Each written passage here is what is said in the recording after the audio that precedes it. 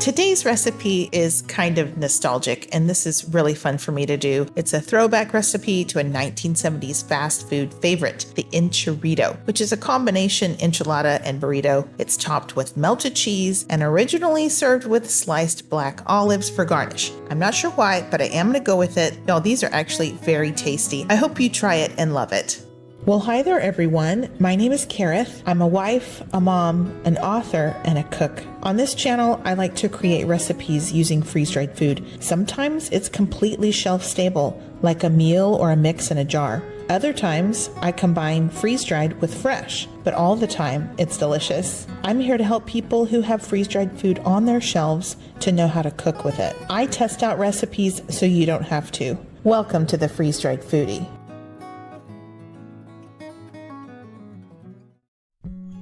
This recipe was actually really easy for me to create because I have the components already up on my channel. I have a video already for beef and bean burritos, and that's the filling I used. And I have a recipe for an enchilada sauce mix that's from my beef enchilada casserole, my Tex-Mex enchiladas. Anyway, so I have those component recipes already up on my channel. I'll put up a picture of those recipes. They're in my second cookbook, and actually the enchilada sauce is in my first cookbook as well. And then I'll put up on the screen a list of the ingredients you'll need if you're going to make this. I'll put the full recipe with the exact measurements down in the description box below the video. I'm going to make just 2 big burritos today, so this is just going to serve 2, but you feel free to scale that up or down. And since I'm going to go ahead and cook this, I'm just going to put it straight into my pot. But if you wanted to, you could make this into a meal in a jar. And if you're going to do a serving for 2, you could use a pint-sized jar. And if you want it to serve 4, then bump up to a quart. So the first thing I put in there was some of our ground beef. Thrive Life has amazing ground beef, but I don't like the texture of it, so I do like to put it into a blender cup. I pulsed it in the blender, and I did the same thing with the pepper jack cheese, just so it would really melt faster. You don't have to do that with the cheese, but I think doing it with a meat is really helpful because it cooks a lot faster. These instant refried beans are already cooked, and they're just pinto beans that have been smushed. They've been cooked and smushed and then freeze-dried. I do like to include some freeze-dried chopped onions in here. And of course, like if you don't have any of these components that I'm showing you in freeze-dried form, you can use fresh here. I mean, not if you're gonna store it as a meal in a jar, but if you're just gonna cook it, yeah. And if, let's say you don't have the green chilies, well, you can get a can of green chilies from Walmart or something, and you can include some of those in here if you prefer. You are going to need some sort of tomato powder. I just got out my tomato sauce here, but you could use plain old tomato powder, or you could use my version of homemade tomato sauce that I showed y'all just last weekend. All right, and then you do need some taco seasoning to go into this. And I make my own, or you could use, something from the store, a couple teaspoons of that. Now, since I am just gonna put this on the stove, I just got a bunch of cilantro from the grocery store, and I'm tearing some in there. I really like cilantro, so I don't really measure my cilantro. I measure with my heart. No, but if you're gonna, make a meal in a jar out of this, then use the freeze-dried cilantro. The Lighthouse brand is really good. And then you can add some water to it. Go ahead and give it a stir. And I just like to let this sit for a bit. This is the same process I showed you whenever I made my beef and bean burrito meal in a jar video. I just like to let that sit a minute and soak up that water. Meanwhile, I make the enchilada sauce. So the enchilada sauce mix that's here in this jar that I'm showing you, the powdered mix, I'll put the recipe for it down below. It's really good and it's so easy. I hope you see this and think, oh, That's all there is to it. Well, I'm not going to buy that canned stuff anymore from the grocery store that has weird ingredients in it. There's no need to do that. You can make homemade, fantastic enchilada sauce that is legitimately a Tex-Mex delicious recipe. Use my recipe, I'll put it in the description box below, and then just keep some of this enchilada sauce mix on your pantry shelf and pull it out whenever you need it. All you have to do is melt a couple of tablespoons of butter, or you could do oil, or like I did, a combination of the two, and then add some of the seasoning mix, and then you toast it for like 2 or 3 minutes. You toast that flour, you toast those seasonings, and it will taste amazing, and it will smell so good in your house, and you're gonna think, oh gosh, this is super easy. You just add water to the toasted flour and seasonings, and then that's it, y'all. This is homemade enchilada sauce. So I just put half of the water in to begin with, just to make sure there's no lumps, and there's no lumps, so I'm putting the rest of it in here. And this is an enchilada sauce. Now, if you like your enchilada sauce even thicker, you can cut back on the water a little bit, or just cook it longer and that water will cook off. But all you have to do is bring it to a bubble and let it simmer for maybe 3 minutes, 3 or 4 minutes. That's all there is to it. So that's the consistency you want in your enchilada sauce. It's not really gravy, it's more of a sauce, it's thinner, but you can give it a taste, adjust your seasonings if you need to.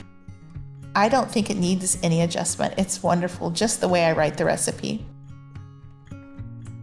Okay, the beef and bean mixture has soaked in that water. I'm gonna put it on the stove and give it some heat and let it come to a bubble, just over medium heat or so. This needs to cook for probably, I think I cooked mine for maybe 12 minutes. And that's enough time for the beans to cook all the way through and completely rehydrate so they won't be crunchy anymore. And for the cheese to completely melt, and for those spices, the seasonings, the tomato powder, for it all to kind of come together. It will be nice and thick. You do have to stir this every 2 or 3 minutes so it doesn't stick too badly. This is the consistency you want in your beef and bean burrito filling.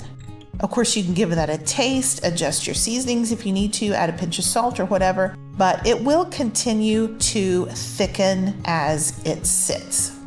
Okay, just real quick, let me tell you about my cookbooks. I've written 2 cookbooks. They're full of meals and mixes in jars. They are available in 2 formats. The paperbacks are on Amazon, and the digital downloads can be purchased on my website, which is thefreezedriedfoodie.com. I will link to both below. I wrote these cookbooks with Thrive Life ingredients in mind, but you can actually use any brand, even your own home freeze-dried ingredients. If you enjoy my recipes, please share this info with others. Okay, back to the recipe. Now it's time to assemble your enchiritos. I have this little casserole dish. It's pretty small. It's just big enough for 2 burritos to go in there. And I do suggest you put some of the enchilada sauce on the bottom. It will help to soften that tortilla and help it not to stick. And then you just need to grab a tortilla. These are the burrito-sized tortillas that I got at my grocery store. Put half the filling in there. You can add whatever you want. I added some sour cream. You could add some extra grated cheese if you like, but tuck in the sides and then tuck and roll and put that seam side down into your casserole dish. Then you can fill your second burrito, tuck again, and roll it up, and then it just goes into the casserole dish. And now it's time to top these burritos with the enchilada sauce. And you want to use all of that sauce. The recipe that I'm giving you here makes about a cup of sauce, so about half a cup of sauce per burrito, or per enchirito in this case. And you want to get as much coverage as possible. We're going to put this in the oven and it's going to bake for a little bit, and that enchilada sauce helps to keep everything nice and moist top these with as much cheese as you like.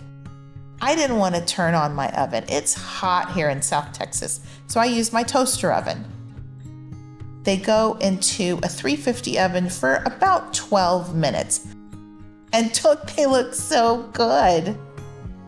And then, of course, I had to top with some sliced black olives because, that's what the OG TB used to do. Yeah, so there we have our enchiritos. And at this point, they are ready to serve. And just look at that cheese pull. So yummy. You can garnish this with a salad. I had some sliced avocado I put on there, extra sour cream. You could, of course, put extra black olives if that's your thing. And definitely add some extra enchilada sauce, at least on the bottom or the sides, so you can dip into that, because I'm telling you what, that's where it's at. The filling that is in here, this is a really good filling, and you can use it in other dishes as well. For instance, it would be great on nachos. You could put it in a puffy taco. And if you want to make a layered dish like a Mexican lasagna, you can use this same recipe, just double it, and then instead of stuffing the burritos, then just create layers. You would put down some enchilada sauce, then the tortillas, then the filling, add your sour cream, some cheese, repeat those layers, and then just end it with the enchilada sauce and the extra cheese. Bake it up. That would be fantastic. I will say this took me probably 45 minutes to make. So if you're in a hurry, it's lunchtime, you might not want to do this. But if you don't mind being in the kitchen for a little bit, I think this is worth it. Every once in a while, you just want something a little nostalgic. This is perfect. Now, what I really like doing is adding that extra enchilada sauce from the bottom of the casserole dish on top of this burrito because it's so tasty. That's a winner recipe, y'all. I hope you try it and I hope you love it. And keep in mind, you can use whatever brand of freeze-dried food you have on your shelves to make these recipes that I have. You can even use your own home freeze-dried ingredients if that's what you want to do. Please be a friend and leave me a comment below. Hit the like button and subscribe if you haven't already. All those things really help my channel. All right, guys. Let me share with you the scripture verse of the day. And this one is from the book of Proverbs. This is Proverbs 3:3, and it reads, "Let love and faithfulness never leave you. Bind them around your neck. Write them on the tablet of your heart." I just love that. Proverbs is full of godly wisdom. Such a great book. Okay, guys, I hope y'all have a blessed day. Have a wonderful week. Until next time, y'all take care and keep thriving.